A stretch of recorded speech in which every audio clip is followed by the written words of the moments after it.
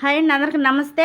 పాతకాలం పద్ధతిలో అమ్మమ్మలు చేసిన పద్ధతిలో చేపల పులుసు చేయబోతున్నా. 2 పెద్ద ఉల్లిపాయలు, 2 టమాటాలు, ఒక ఎల్లిపాయ గడ్డ, కొంచెం అల్లం, కరివేపాకు, ఇంక పొయ్యి మీద కళాయి పెట్టి 4 చెంచాల ఆయిల్ వేసి మెంతులు, ఆవాలు, చెక్క, లవంగాలు వేసి ఫ్రై అయిపోయినాక ఉల్లిపాయ పేస్ట్ వేసి ఈ విధంగా ఎర్రగా వచ్చేంత వరకు ఫ్రై చేసుకోవాలి. తర్వాత 2 టమాటా అది కూడా మిర్చి వేసుకొని ఎర్రగా వచ్చేంత వరకు ఫ్రై చేసుకోవాలి. ఈ విధంగా ఎర్రగా వచ్చేంత వరకు వేసుకోవాలి. 1 చెంచా పసుపు, 4 చెంచాల కారం, 4 చెంచాల కారం మొత్తం వేసి కలిసేంత వరకు ఈ విధంగా కలుపుకోవాలి. ఇదైతే ఫ్రై అయిపోయింది.